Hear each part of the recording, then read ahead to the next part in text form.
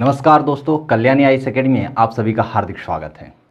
दोस्तों, पिछले वीडियो में हम लोगों ने पर्वतों का अध्ययन किया था। हमने समझा था कि पर्वत क्या हैं, पर्वतों में जो विभिन्न अंतर होते हैं, जैसे पर्वत तंत्र क्या होता है, पर्वत वर्ग क्या होता है, पर्वत जो श्रृंखला होती है वो क्या होती है, पर्वत कटक क्या होते हैं। इन सभी में हमने अंतर समझा था, इन सभी की हमने परिभाषाओं का अध्ययन किया था। आज की इस वीडियो के अंतर्गत हम सेकेंड टॉपिक को उठाएंगे, जिसे कहते हैं पठार अर्थात प्लेटू। तो दोस्तों, मैं पठार को समझाने से पहले यह बता दूं कि यदि हम ऊंचाई की दृष्टि से देखें तो सबसे अधिक ऊंचाई पर होते हैं पर्वत, उसके बाद आता है स्थान पहाड़ियों का, उसके बाद स्थान आता है पठारों का, और पठार के बाद स्थान आता है मैदान का, और मैदान के बाद आते हैं समुद्र। इसीलिए कभी मन में यदि प्रश्न आए कि नदियां हमेशा पर्वतों से उतरकर समुद्र की ओर ही क्यों जाती हैं, तो आपके इस प्रश्न का उत्तर इसी जो मैंने ये जो सीरीज बताई है इसके द्वारा ही समझ में आ जाना चाहिए। क्योंकि ऊंचाई पर सबसे अधिक होते हैं पर्वत, और पर्वतों पर पानी जो आता है वो कई प्रकार से आता है। क्योंकि मैंने बताया है कि पर्वतों की उत्पत्ति या तो ज्वालामुखी से होती है या फिर मोड़दार पर्वतों के द्वारा होती है। तो यदि प्लेटें टकराएंगी तो मोड़ पड़ेंगे, मोड़ पड़ने से पर्वत बनते हैं। तो वहाँ कहीं बीच में दरार आ जाती है, और उस दरार से पृथ्वी के अंदर जो जल के संग्रहण होते हैं उसके माध्यम से पानी आता है, या फिर बादल पहाड़ से टकरा जाते हैं तो उससे पर्वतीय वर्षा होती है, उसके द्वारा भी पर्वतों पर पानी आता है। और यही पानी जब ऊपर से नीचे की ओर आता है तो अपनी रफ्तार बढ़ा लेता है, एक सरिता के माध्यम से बहने लगता है जिसे नदी कहा जाता है। और यह पर्वतों से पहाड़ी, पहाड़ी से पठार, पठार से मैदान होते हुए सागर में जाकर मिल जाता है। चलिए अब समझते हैं हम पठार को। पिछले वीडियो में हमने पर्वत को समझा था। पर्वत मैंने बताए थे कि वह स्थल जो या भूपर्वत पर स्थित वह स्थल जो 1000 मीटर से अधिक ऊंचाई पर हों, या जिनके शीर्ष होते शंक्वाकार हों, जिनमें ढलान बहुत तीव्र हों, पर्वत कहलाते हैं। यदि हम पठार की बात करें तो यह ऊंचाई तो होती है लेकिन पर्वतों से बहुत कम होती है। हाँ, इनमें शीर्ष तो होता है लेकिन शीर्ष शंक्वाकार ना होकर कैसा होता है, चपटा होता है, ऊबड़ खाबड़ होता है। कैसा होगा, चपटा होगा, समतल होगा।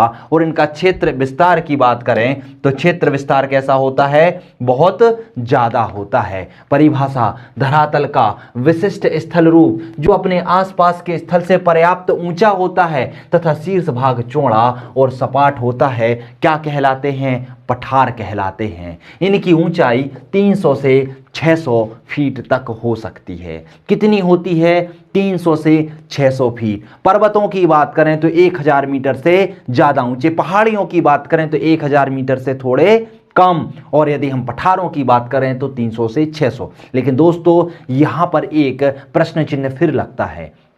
इनकी ऊंचाई बोली गई है 300 से 600, लेकिन जब हम मैपिंग में पढ़ते हैं, जब हम विश्व के पठारों का अध्ययन करते हैं तो वहां पर हम देखते हैं कि कुछ पठार ऐसे हैं जिनकी ऊंचाई 1000, 6000 फीट तक ज़्यादा है, 6000 फीट से भी ज़्यादा है। तो उन्हें माना जाता है अपवाद। जैसे कि तिब्बत का पठार, इसकी ऊंचाई 16000 फीट से अधिक है। यदि हम बात करें बोलिविया के पठार की तो इसकी ऊंचाई 12000 फीट से अधिक है। हम बात करें कोलंबिया के पठार की तो इसकी ऊंचाई 7800 फीट से अधिक ऊंची है। तो ये क्या है, अपवाद हैं पठारों के जिनकी ऊंचाई ज़्यादा है। इन्हें ऊंचाई ज़्यादा होने पर भी पठार कहा जाता है। क्यों? क्योंकि इनका जो शीर्ष भाग होता है वह चपटा होता है, समतल होता है और काफ़ी चौड़ा होता है। बात करते हैं क्या इनमें मोड़ पाए जाते हैं, तो दोस्तों इनमें मोड़ों का क्या होता है, अभाव होता है। जिस तरीके से हमने पर्वतों का अध्ययन किया था उसमें इस तरीके के बलन पाए जा रहे थे, उस तरीके के बलन यहाँ पर नहीं पाए जाते।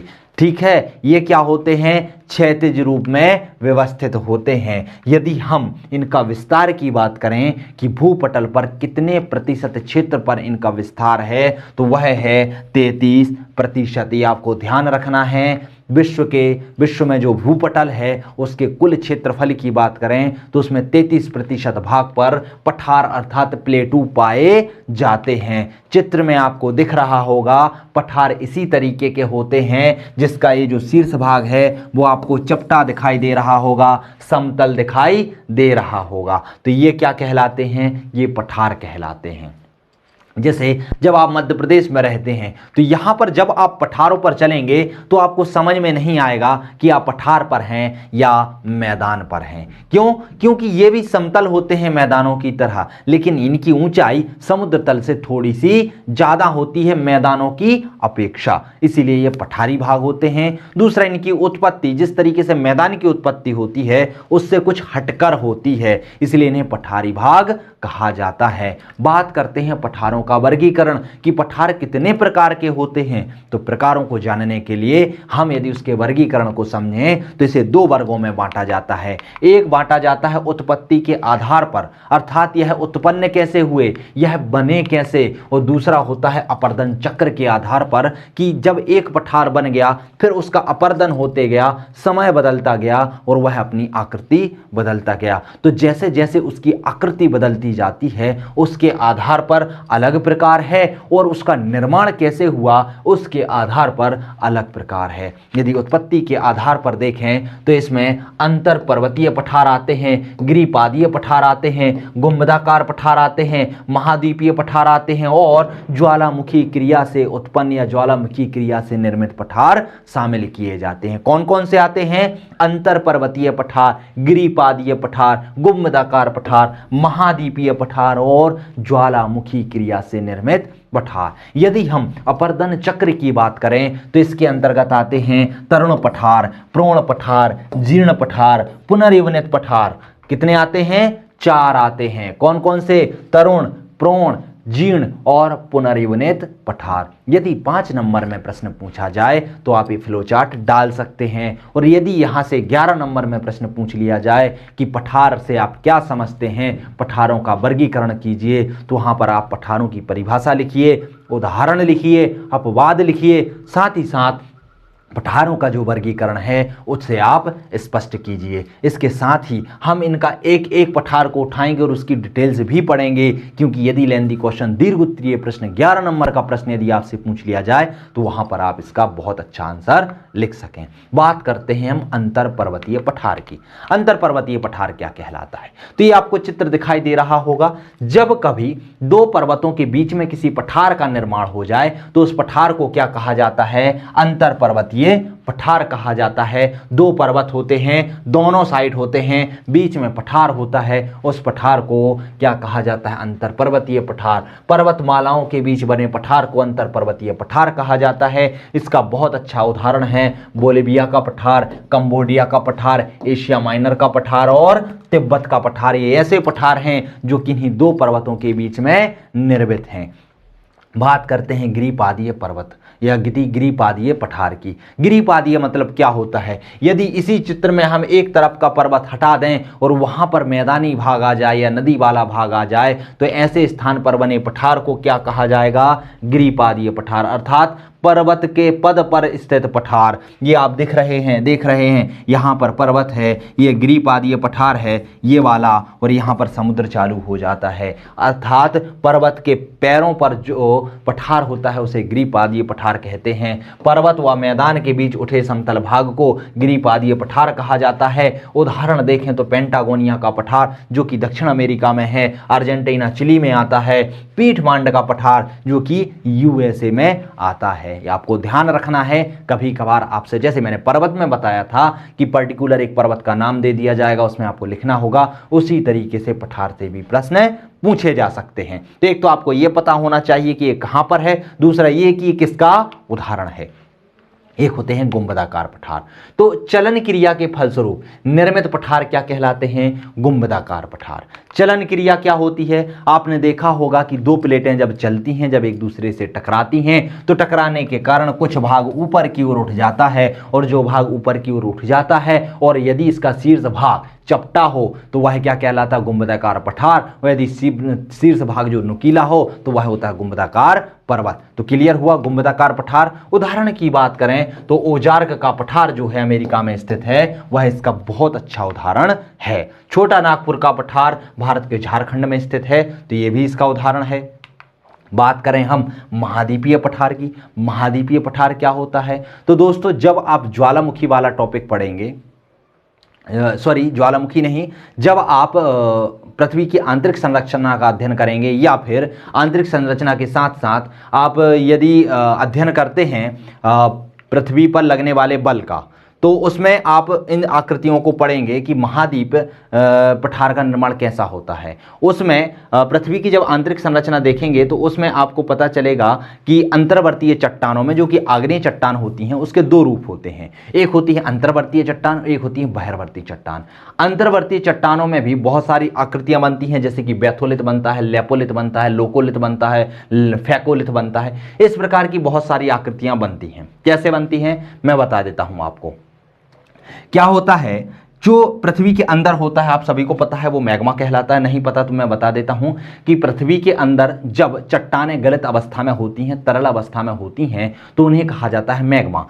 इसमें गैसें भी समाहित होती हैं, लेकिन जब यह पृथ्वी की बाहरी सतह पर आता है और इससे गैसें वायुमंडल में चली जाती हैं, तो वायु विहीन या गैसों विहीन जो भाग बचा होता है, मलबा बचा होता है, उसे कहा जाता, मैग्मा बचा होता है, उसे कहा जाता है लावा। तो जब पृथ्वी की आंतरिक सतह इस तरीके की होती है, बहुत सारी चट्टानें होती हैं, और यहां से मैग्मा जब ऊपर की ओर आता है तो इसमें दरारों के कारण मैग्मा कुछ इस तरीके से जम जाता है ना। आप देखेंगे इस तरीके से जम जाता है।